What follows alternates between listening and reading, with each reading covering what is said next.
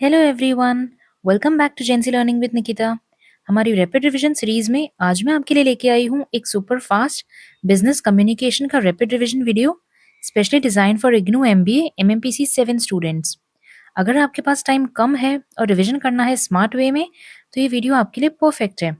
मैं आपको यहाँ एमएमपीसी 7 के सबसे important exam focus topics revise करवाऊंगी, शॉर्ट, सिंपल और एग्जाम्पल बेस्ड एक्सप्लेनेशन के साथ। तो बिना किसी देरी के चलिए स्टार्ट करते हैं वीडियो। सबसे पहले बात करते हैं बिजनेस कम्युनिकेशन एग्जैक्टली होता क्या है। देखो, नॉर्मल कम्युनिकेशन तो हम डेली लाइफ में करते ही हैं, जैसे घर पे बात करना, फ्रेंड से चैट करना या टीचर्स से डाउट्स पूछना। बट बिजनेस कम्युनिकेशन थोड़ा स्ट्रक्चर्ड और फॉर्मल होता है। ये वो कम्युनिकेशन होता है जो बिजनेस एनवायरनमेंट में होता है, जैसे एम्प्लॉयज के बीच, मैनेजर से स्टाफ तक, या कंपनी से कस्टमर्स तक, या फिर कंपनी से पब्लिक। ओके, सो बिजनेस कम्युनिकेशन का मेन गोल होता है बिजनेस के ऑब्जेक्टिव्स को अचीव करना, इंफॉर्मेशन को क्लियर और इफेक्टिव तरीके से शेयर करना, मिसअंडरस्टैंडिंग्स को अवॉइड करना और एक ऑर्गेनाइजेशन की स्मूथ फंक्शनिंग मेंटेन करना। सो अगर एक ऑर्गेनाइजेशन में कम्युनिकेशन वीक होगा तो डिसीजंस डिले होंगे, र्यूमर स्प्रेड होंगे एंड टीम वर्क सफर करेगा, एंड इससे बिजनेस गोल्स अचीव करना भी मुश्किल हो जाएगा, right. So remember, business communication का मतलब यही है राइट मैसेज को राइट पर्सन तक राइट टाइम पे और राइट वे में पहुंचाना। Okay, so this is all about business communication. चलिए अब देखते हैं importance of business communication in an organization. देखो, कम्युनिकेशन किसी भी ऑर्गेनाइजेशन का बैकबोन होता है।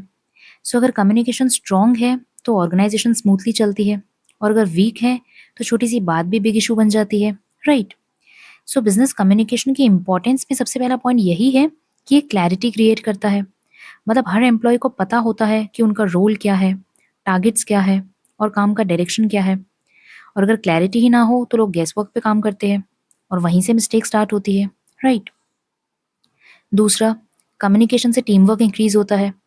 मीन्स जब टीम्स ओपनली आइडियाज शेयर कर पाती है, फीडबैक्स दे पाती है, तो इससे कोऑर्डिनेशन ऑटोमेटिकली इंप्रूव हो जाता है।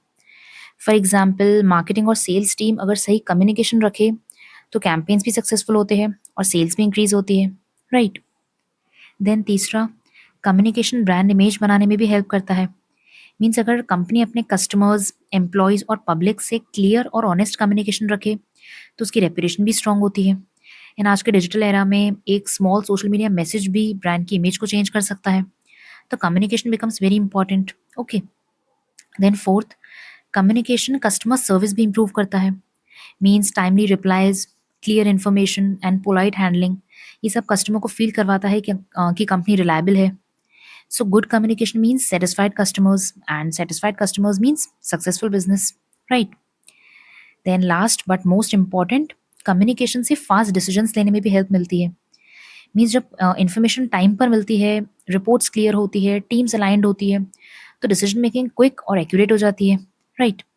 सो ओवरऑल कम्युनिकेशन एक ऑर्गेनाइजेशन की लाइफलाइन होती है। कम्युनिकेशन इंश्योर करता है कि कंपनी स्मूथली चलती रहे, लोग कनेक्टेड रहे और गोल्स इफेक्टिवली अचीव हो जाए। ओके, उसके बाद देखते हैं organizational barriers to communication. See, communication हमेशा स्मूथ नहीं होता, स्पेशली ऑर्गेनाइजेशंस के अंदर। चाहे सिस्टम कितना भी प्रोफेशनल हो, प्रैक्टिकल लाइफ में काफ़ी बैरियर्स आ ही जाते हैं जो मैसेज को डिस्टॉर्ट कर देते हैं, राइट। सो सबसे पहला बैरियर है हायरार्की लेवल्स। मीन्स अगर कंपनी में लेवल्स बहुत ज़्यादा है, जैसे intern, then supervisor, then manager, senior manager, then director, तो मैसेज ऊपर से नीचे आते आते या नीचे से ऊपर जाते जाते अपनी क्लैरिटी लूज कर देता है। बिकॉज हर लेवल मैसेज को थोड़ा मॉडिफाई या शॉर्टन कर सकता है, और एंड में जो रिसीवर तक पहुंचता है वो ओरिजिनल मैसेज से डिफरेंट होता है। सो इससे कन्फ्यूजन भी होता है और टाइम भी वेस्ट होता है, राइट। सो एक तो ये बैरियर हो सकता है। देन सेकेंड बैरियर है पुअर ऑर्गेनाइजेशनल स्ट्रक्चर। मीन्स ये तब होता है जब एम्प्लॉयज़ को पता ही नहीं होता कि कौन किसको रिपोर्ट करता है, किसे मेल सेंड करनी चाहिए, क्या अप्रूवल प्रोसेस फॉलो करना चाहिए। सो जब स्ट्रक्चर क्लियर नहीं होता ना तो लोग गैस वर्क पे डिपेंड करते हैं और कम्युनिकेशन स्लो हो जाती है। एंड इससे कभी कभी मैसेज रॉन्ग पर्सन तक चला जाता है और एक्चुअल रिस्पॉन्सिबल पर्सन को पता ही नहीं लगता। सो एक ये भी बैरियर है, राइट। देन थर्ड बैरियर है लैक ऑफ क्लैरिटी। मीन्स अगर मैसेज ही वेग होगा तो रिसीवर कुछ भी एज्यूम कर लेगा। जैसे अगर कोई बोले work ASAP means as soon as possible, अब एएसएपी का मीनिंग अलग-अलग लोग अलग इंटरप्रेट करेंगे। मीन्स किसी के लिए एएसएपी मीन्स 5 मिनट्स, किसी के लिए 1 आवर और किसी के लिए इवनिंग तक। सो इसी वजह से क्लियर, स्पेसिफिक और कंप्लीट मैसेज देना भी ज़रूरी होता है। ओके। देन फोर्थ बैरियर है स्टेटस डिफरेंस। मीन्स जब हायरार्की बहुत स्ट्रांग होती है तो जूनियर एम्प्लॉयज़ ओपनली बोलने से हेजिटेट करते हैं। वो फीडबैक नहीं देते, डाउट्स नहीं पूछते और मिसअंडरस्टैंडिंग्स को अंदर ही अंदर छुपा लेते हैं। सो बॉस को लगता है कि सब क्लियर है, बट एक्चुअली ग्राउंड लेवल पे लोग कंफ्यूज होते हैं और इससे प्रॉब्लम बढ़ जाती है, राइट। सो अगर ऑर्गेनाइजेशन इन बैरियर्स को इग्नोर कर दे तो इसका डायरेक्ट इम्पैक्ट प्रोडक्टिविटी पर पड़ता है। काम स्लो हो जाता है, टीम मोराल लो हो जाती है एंड एम्प्लॉयज फ्रस्ट्रेटेड फील करते हैं और इससे डिसीजंस अननेसेसरीली डिले हो जाते हैं। सो इसलिए इफेक्टिव कम्युनिकेशन सिर्फ मैसेज भेजना नहीं होता, ये इंश्योर करना भी होता है कि message correct person, correct form, correct time and correct clarity के साथ रीच करे। ओके। अब आते हैं नेक्स्ट इंपॉर्टेंट टॉपिक पर, इंटरपर्सनल कम्युनिकेशन। देखो, इंटरपर्सनल कम्युनिकेशन होता है पीपल टू पीपल कम्युनिकेशन। ये फेस टू फेस भी हो सकता है या फ़ोन कॉल पर या वीडियो कॉल पर भी या चैट में भी। सो इसमें इम्पॉर्टेंट क्या होता है? Tone of voice, facial expressions, gestures या फिर body language. Okay.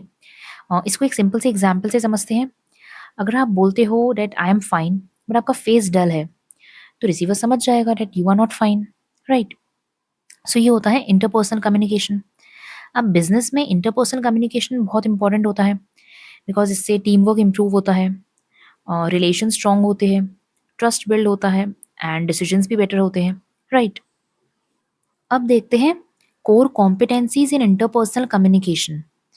Means interpersonal communication तब स्ट्रांग होती है जब एक पर्सन के पास कुछ कोर कॉम्पिटेंसीज हो, यानी कुछ असेंशियल स्किल्स जो कम्युनिकेशन को इफेक्टिव बनाते हैं।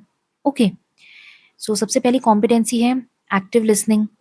मीन्स सिर्फ सुनना नहीं बल्कि समझना, रिस्पॉन्ड करना और सामने वाले को ये फील करवाना कि हाँ मैं जेन्युइनली सुन रहा हूँ या सुन रही हूँ, बिकॉज इससे ट्रस्ट बिल्ड होता है। ओके। देन सेकंड है क्लैरिटी एंड कंसाइसनेस। मीन्स अपनी बात को क्लियरली और सिंपल वर्ड्स में रखना, अननेसेसरी डिटेल से बचना, बिकॉज मैसेज जितना क्लियर होगा मिसअंडरस्टैंडिंग्स उतनी ही कम होगी, राइट। देन थर्ड कॉम्पिटेंसी है एम्पैथी, यानी सामने वाले की फीलिंग्स और पर्सपेक्टिव को समझना, बिकॉज एम्पैथी कम्युनिकेशन को ह्यूमन बनाती है। एम्पैथी सिर्फ वर्ड्स नहीं बल्कि इमोशंस को भी कनेक्ट करती है। ओके। उसके बाद फोर्थ कॉम्पिटेंसी है non verbal skills. Means body language, eye contact या फिर फेशियल एक्सप्रेशंस, बिकॉज ये सब वर्ड से ज़्यादा पावरफुल होते हैं। सो अगर टोन फ्रेंडली हो और एक्सप्रेशंस पॉजिटिव हो तो मैसेज और इम्पैक्टफुली रिसीव होता है, राइट। देन फिफ्थ कॉम्पिटेंसी है feedback skills. Means constructive feedback देना, क्रिटिसिज्म को पोलाइटली एक्सप्रेस करना और सामने वाले की फीडबैक को भी एक्सेप्ट करना। ये सब चीज़ें भी इंटरपर्सनल रिलेशंस को स्ट्रांग बनाती है, राइट। और लास्ट और सबसे इम्पॉर्टेंट कॉम्पिटेंसी है इमोशनल कंट्रोल। मीन्स कम्युनिकेशन में अपने इमोशंस को मैनेज करना, जैसे गुस्सा, फ्रस्ट्रेशन या स्ट्रेस को टोन में रिफ्लेक्ट ना करने देना, because professional and calm behaviour conversation को स्मूथ बनाता है, राइट। तो ये सारी कॉम्पिटेंसीज मिलकर इंटरपर्सनल कम्युनिकेशन को इफेक्टिव, मीनिंगफुल और पॉजिटिव बनाती है। ओके। उसके बाद है next topic, listening and its importance in organization. देखो, लिसनिंग एक ऐसी स्किल है जिसको लोग अक्सर अंडर एस्टिमेट करते हैं, क्योंकि हम सब बोलने में एक्सपर्ट बनना चाहते हैं, लेकिन रियलिटी ये है कि इफेक्टिव कम्युनिकेशन सिर्फ तब कंप्लीट होता है जब बोलने के साथ साथ सुनना भी इक्वली स्ट्रांग हो, right. So good listening communication को टू वे बनाती है। सो अगर आप सिर्फ अपनी बात बोल रहे हो और सामने वाले को स्पेस ही नहीं दे रहे, तो फिर वो कम्युनिकेशन नहीं होता, वो एक मोनोलॉग बन जाता है। ओके। सो लिसनिंग की इंपॉर्टेंस में सबसे पहले है लिसनिंग मिस्टेक्स को कम करती है। मीन्स अगर रिसीवर ध्यान से सुन ले तो वो इंस्ट्रक्शंस एक्यूरेटली फॉलो करता है और इससे एरर्स ऑटोमेटिकली रिड्यूस हो जाते हैं, right. Then second, listening better understanding create करती है। मीन्स सेंडर जो कहना चाह रहा है उसका टोन, उसकी इंटेंशन और कॉन्टेक्स्ट प्रॉपरली समझ आता है। सो इससे अजम्पशंस नहीं बनते और काम स्मूथली चलता है। Okay. Then third, good listening respectful environment भी बनाती है। मीन्स जब आप एक्टिवली सुनते हो तो सामने वाले को फील होता है कि हाँ मेरी बात इंपॉर्टेंट है। ये ट्रस्ट और बॉन्डिंग दोनों को इंक्रीज करता है, चाहे वर्क प्लेस हो, मीटिंग हो या फिर कोई डेली कॉन्वर्जेशन, राइट। देन उसके बाद है लिसनिंग से कॉन्फ्लिक्ट सॉल्व करने में भी हेल्प मिल जाती है। मीन्स कई बार कॉन्फ्लिक्ट इसलिए होते हैं क्योंकि दोनों साइड्स एक दूसरे को सुन ही नहीं रहे होते। सो जब इमोशंस काम होते हैं और लोग जेन्युइनली एक दूसरे की बात सुनते हैं तो इससे मिसअंडरस्टैंडिंग्स भी क्लियर हो जाती है एंड सॉल्यूशंस भी इजीली मिल जाते हैं, राइट। देन उसके बाद है एक्टिव लिसनिंग बेटर डिसीजंस लेने में भी हेल्प करती है। मीन्स जो लीडर्स अपने एम्प्लॉयज़ की फीडबैक सुनते हैं वही रियल इश्यूज समझ पाते हैं और इससे वो प्रैक्टिकल डिसीजंस भी ले लेते हैं। सो बट अगर अप्रोच सिर्फ टॉप डाउन होती है तो डिसीजंस ग्राउंड रियलिटी से ही मिसमैच हो जाते हैं, राइट। सो लिसनिंग एक इंपॉर्टेंट रोल प्ले करती है एक ऑर्गेनाइजेशन में, ओके। अब लिसनिंग की इंपॉर्टेंस को एक एग्जाम्पल से भी समझ लेते हैं। फॉर एग्जाम्पल एक एम्प्लॉय मैनेजर को बताता है कि सिस्टम स्लो है और इस वजह से डेडलाइन डिले हो रही है। सो अगर मैनेजर ध्यान से सुन ले तो वो प्रॉब्लम को इंस्टेंटली फिक्स कर सकता है, मे बी आईटी टीम को इन्वॉल्व करके। बट अगर मैनेजर इग्नोर कर दे तो वो छोटी सी इशू बाद में काफ़ी बड़ी ऑपरेशनल प्रॉब्लम भी बन सकती है, राइट। सो ओवरऑल लिसनिंग एक सिंपल स्किल लगती है बट एक्चुअली ये कम्युनिकेशन को इफेक्टिव, मीनिंगफुल और रिजल्ट ओरिएंटेड बनाने में बहुत इंपॉर्टेंट रोल प्ले करती है, okay. So that's all about listening. I hope ये सब क्लियर हो गया होगा बिकॉज ये बहुत इंपॉर्टेंट टॉपिक है, ओके। चलिए अब देखते हैं next topic, conflict in meetings. देखो, कॉन्फ्लिक्ट का मतलब हमेशा फाइट या आर्ग्यूमेंट नहीं होता। कभी कभी conflict simply means difference of opinion, right. और मीटिंग्स में डिफरेंस ऑफ ओपिनियन नेचुरल भी है क्योंकि हर पर्सन का एक्सपीरियंस, व्यू पॉइंट और अप्रोच अलग अलग होती है। अब कॉन्फ्लिक्ट का इम्पैक्ट पॉजिटिव भी हो सकता है और नेगेटिव भी, depending on how it is handled, okay. अब देखते हैं merits of conflict, means positive sides of conflicts. सबसे पहला बेनिफिट है न्यू आइडियाज। मीन्स जब लोग अलग अलग व्यू पॉइंट्स रखते हैं तो डिस्कशन ऑटोमेटिकली डीप हो जाता है और नए क्रिएटिव सोल्यूशंस निकलते हैं। बिकॉज एक पर्सन जिस एंगल से प्रॉब्लम को देख रहा होता है शायद दूसरा पर्सन उस एंगल को मिस कर रहा हो। सो कॉन्फ्लिक्ट से ब्रेन स्टॉर्मिंग स्ट्रांग होती है, ओके। देन सेकेंड मेरिट है बेटर डिसीजंस। मीन्स जब डिसीजंस ओपन डिस्कशन और क्वेश्चनिंग के थ्रू लिए जाते हैं तो डिसीजंस वन साइडेड नहीं होते। इसमें मल्टीपल पर्सपेक्टिव्स कंसिडर होते हैं जिस वजह से फाइनल डिसीजन यूजुअली स्ट्रॉन्गर हो जाता है, राइट। देन थर्ड मेरिट है एक्टिव पार्टिसिपेशन। मीन्स मीटिंग में अगर थोड़ा हेल्दी कॉन्फ्लिक्ट हो तो लोग एक्टिवली इंगेज होते हैं, अपने आइडियाज शेयर करते हैं और मीटिंग्स लाइवली हो जाती है। अदरवाइज मीटिंग्स बोरिंग हो सकती है। देन फोर्थ, कॉन्फ्लिक्ट से हिडन प्रॉब्लम्स भी रिवील होती है। मीन्स कई बार एक सिंपल डिसएग्रीमेंट से एक डीपर इशू सामने आ जाता है जो अदरवाइज अननोटिस रह जाता है। सो इससे ऑर्गेनाइजेशन रियल प्रॉब्लम्स भी सॉर्ट आउट कर लेती है। सो ये कुछ पॉजिटिव साइड्स होते हैं कॉन्फ्लिक्ट्स के, ओके। उसके बाद अब देखते हैं demerits of conflict, means negative sides of conflicts. सबसे पहला नेगेटिव इम्पैक्ट है टाइम वेस्ट। मीन्स अगर आर्ग्यूमेंट ज़्यादा लंबा हो जाए तो इससे मीटिंग डिले हो जाती है और मीटिंग का मेन एजेंडा ही कंप्लीट नहीं होता। सो इससे डिसीजन मेकिंग भी डिले हो सकती है। देन सेकेंड डीमेरिट है स्ट्रेस क्रिएट होना। मीन्स हीटेड डिस्कशन से एनवायरनमेंट टेंस हो जाता है, स्पेशली जब पर्सनल कमेंट्स आ जाए। सो इससे टीम मेंबर्स भी अनकंफर्टेबल फील करते हैं, right. Then third, conflicts relationship को भी डैमेज कर सकते हैं। मीन्स अगर लोग पर्सनल लेवल पर हर्ट हो जाए तो उनका वर्किंग रिलेशनशिप वीक हो सकता है। इससे टीम स्पिरिट भी टूट जाता है। देन फोर्थ डीमेरिट है प्रोडक्टिविटी डाउन होना। मीन्स जब फोकस मीटिंग के गोल से हटकर ईगो या आर्ग्यूमेंट पे शिफ्ट हो जाए तो इससे प्रोडक्टिविटी भी ऑटोमेटिकली ड्रॉप हो जाती है, right. So these are some negative sides of conflicts, okay. So अगर ओवरऑल देखें तो conflict itself is not good और बैड। अगर कंट्रोल्ड कॉन्फ्लिक्ट है तो ये तो हेल्दी होता है। मीन्स जो क्रिएटिविटी, क्लैरिटी और बेटर डिसीजंस को एनकरेज करता है। बट अगर अनकंट्रोल्ड कॉन्फ्लिक्ट है तो ये हार्मफुल होता है जो स्ट्रेस, डिले और नेगेटिविटी क्रिएट करता है, okay. So this is all about conflicts in meetings and that's it for this video.